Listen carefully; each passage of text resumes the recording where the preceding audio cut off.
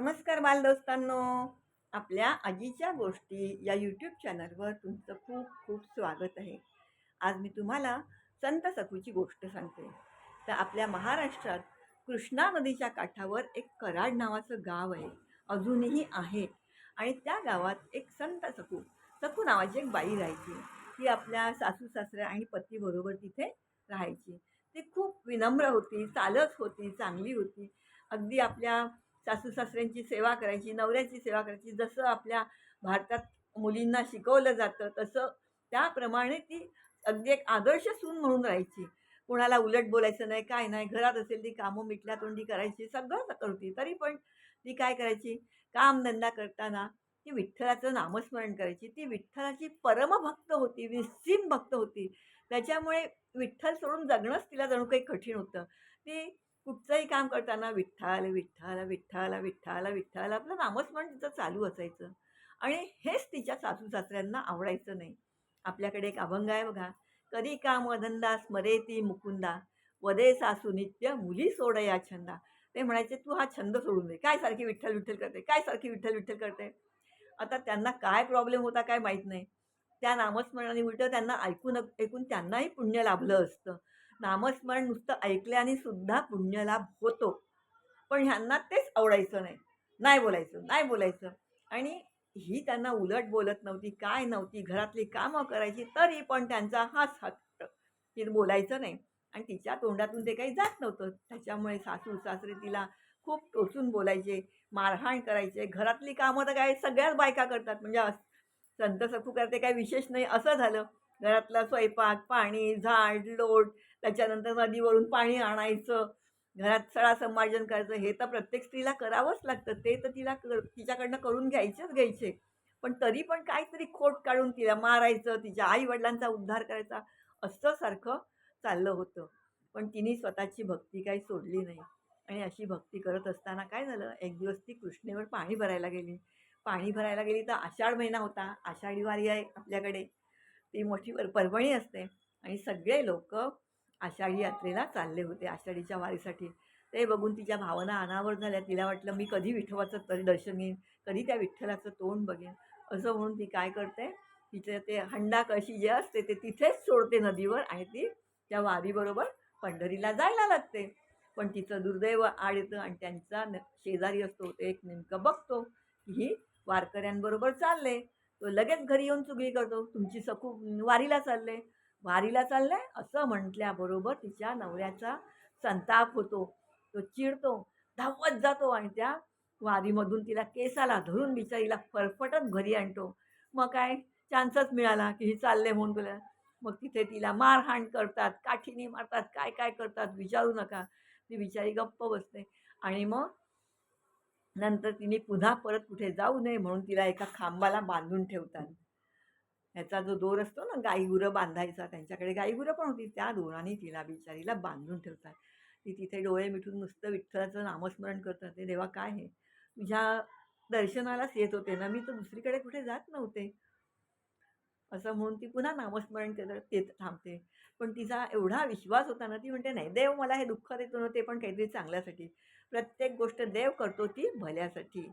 असं म्हणून ती तेही सहन करते. मला जर देवाने दुःख नसतं दिलं, तर कदाचित मला देवाची आठवणही आली नसती, असा ती विचार करते आणि ते सगळं मुकाट्याने ती सहन करते.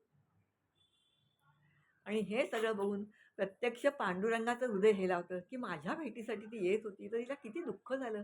तिच्या नवऱ्याने तिला फरफटत आणलं केसाला धरून, तिला मारहाण केली आणि तिला इथे बांधून ठेवलं. काय हे माझ्या भक्ताचे हाल. त्या देवाचं हृदय हेलावतं, त्याला वाईट वाटतं आणि रात्री देव तिच्या नवऱ्याचं रूप घेऊन येतो. तिच्या डोक्यावरून प्रेमाने हात फिरवतो आणि म्हणजे तिच्या दुःखाचे काही जे संकटं होती वाटेतली ती दूर करतो आणि तिला म्हणतो, "सखू, तुला पंढरीच्या पांडुरंगाच्या दर्शनाला जायचं ना, जा तू. मी इथे सगळं सांभाळून घेईन." असं म्हटल्यावर सखूला वाटतं, अरे वाह!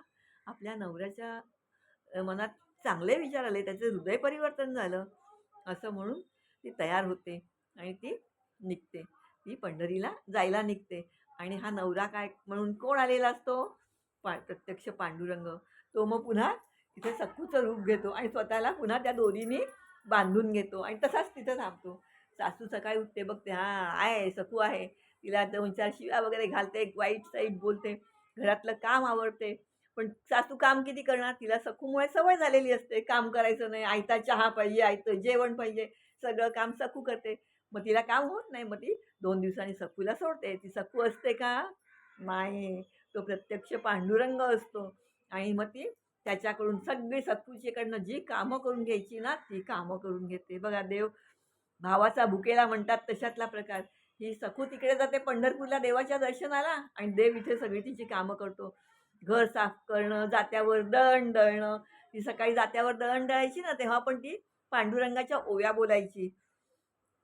तर मग ती सगळी कामं तिची सासू त्या पांडुरंगाकडनं करून घ्यायला लागते. तिला काय माहिती हा पांडुरंग आहे का सखू आहे? ती ह्याच भ्रमात असते की ही आपली सखू आहे.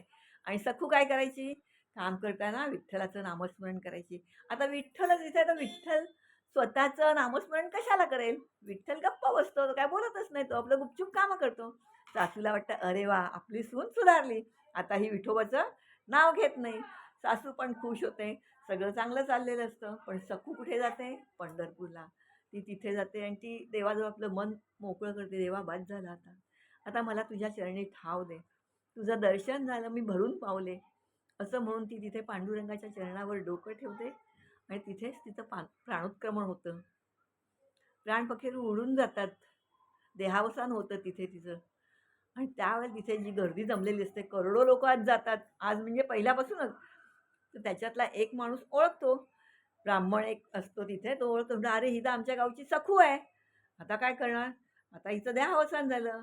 मग काय करणार? तिकडे जी काही 4 ओळखीची लोकं असतात, त्यांना घेऊन तो ब्राह्मण तिचा अंत्यसंस्कार करतो.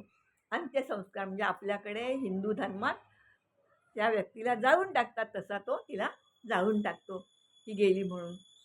पण होतं असं, की ही संत सखूला जाळून टाकली. हे सगळं रुक्मिणी माता बघते. अरे इच्छा मारी, माझा नवरा तिकडे सखूचं रूप घेऊन गेले आणि ही सखू तर इथे मरून गेली. आता काय करणार?